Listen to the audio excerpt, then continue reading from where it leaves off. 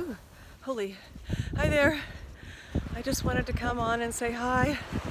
I'm trying to make sure that I don't get wet, but yeah, I just wanted to say hi. I'm at the beach again, going for my walk, and just wanted to talk a little bit about what I've learned, and I just wanted to show you this. What is that? Can you see that? I think that they take, and can you see that? They take those, they're ancient. They're as old as the earth, not as the earth, but I'll Google those later on and find out. They use those for blood. That's what I know, and I'm not going to go any further. I don't want to talk out of my you-know-what, but I've been discovering what it is that I'm going to use my YouTube channel for, and what I am an expert in, and how I'm going to be oh, don't you love that? How I'm going to be of service to others. And I'm going to take my story of having been homeless and having gotten free from that, and my experience, and I'm going to help others with my story. I'm going to try to, I hate that word try because of what it does to my subconscious mind, but I'm going to make an effort and see if that resonates with other people. See if other people find it useful. We'll see. So I've decided that every day, whether I have something to say or not, I'm going to record. I'm always afraid. I'm always reluctant. But I think it's important that I practice, don't you? Because I slowly want to get rid of the uhs and the ums and the so's, so that I can become a more fluid speaker. Because I am. It just takes practice like anything else. You know that saying, how do you get to Carnegie Hall? Practice, practice, practice. So I will start by writing down a program, which I've already started doing, and presenting it, and taking the programs that I've purchased from both Bob Proctor Coaching and Tony Robbins, and provide that for homeless people. So there has to be people who are homeless who are willing to receive this information, who want to lift themselves up, who can't afford to pay for this information, who are motivated. I know that I was, and I didn't have access to this. I have to sit down for a minute because my back hurts.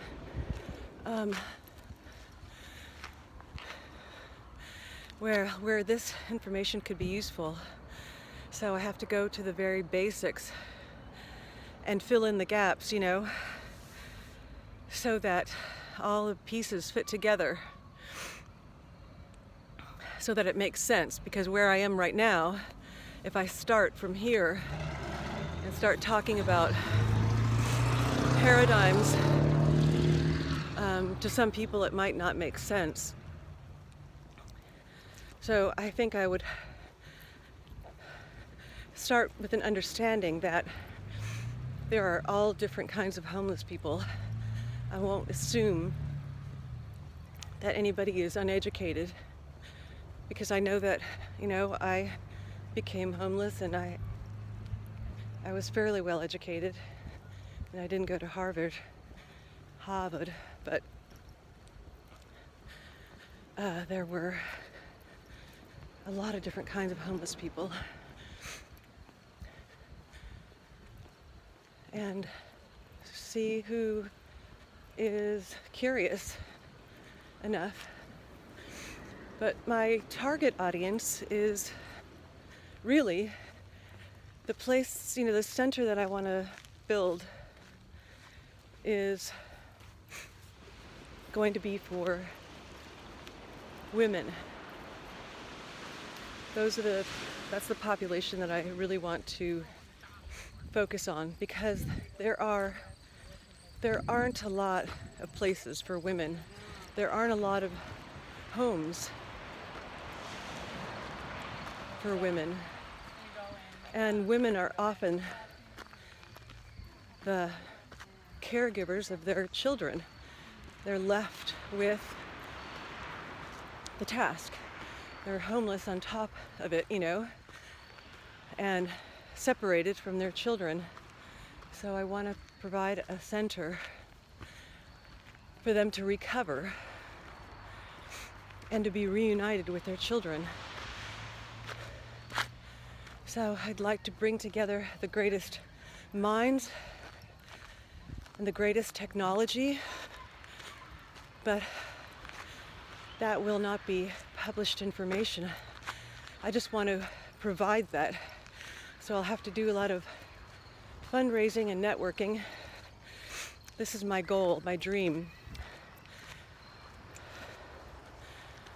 Because when I was living in and I won't say where it was, but when I was living in a women's center, and I'm so grateful because I had nowhere to go and I had a place to stay, and I'm so grateful that I did.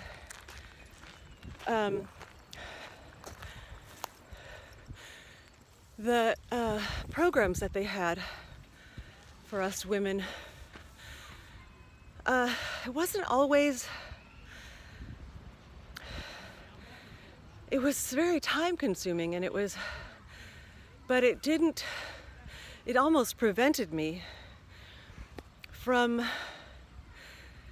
staying sober.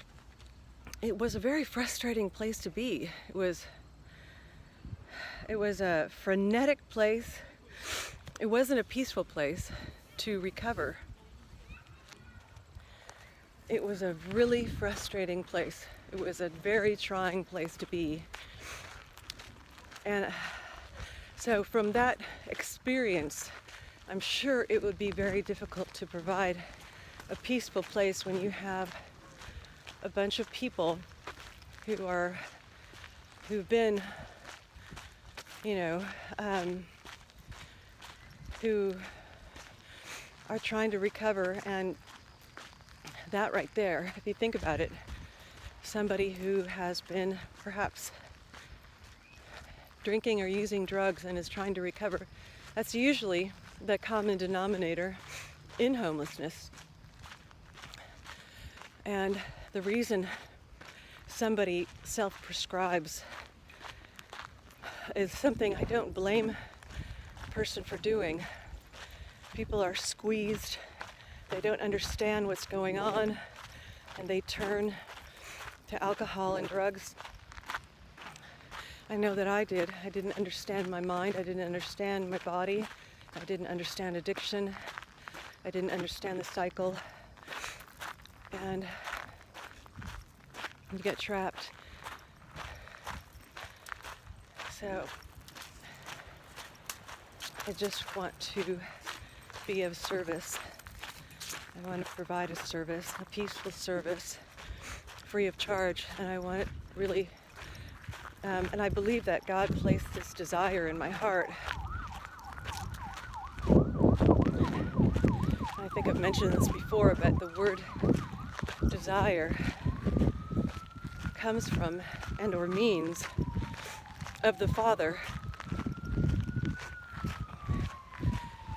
And that is why I've had this desire. I've had this desire to go to Southern California since before I became homeless, which is weird. I thought it was because I wanted to go back into acting, and that might be another thing that happens.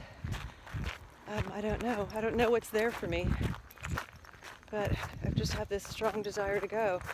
I was born in Van Nuys, California. I was born in, but I didn't spend much time there. I probably shouldn't say that publicly because I don't want too much personal information online, for fear of people finding too much out about me. Maybe I can edit that out.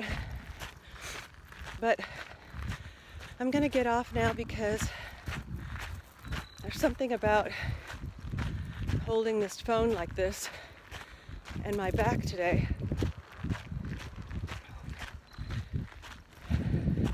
So I'm gonna sign off. The beaches are empty. I don't know if you can see them. Can you see that? They're empty and it's warm. It's probably about 75 degrees. So I'm gonna take my jacket off and wrap it around my waist. And I am so grateful for this path, grateful for this park, grateful for the sunshine, grateful to be alive today. I am grateful for myself. I'm grateful for you, really grateful for you. I've been connecting with so many people since I've been doing the gratitude, the magic, the book. It's been incredible. It's just amazing what gratitude can do. And, I just put my hand on my back and the pain just disappears when I touch it. Isn't that amazing? But I'm going to hold the phone maybe. You don't want to see my nose hairs. But anyway, I gotta take my jacket off. Sending you light and love. Be well. Be yourself, as everybody else is taken. Bye-bye.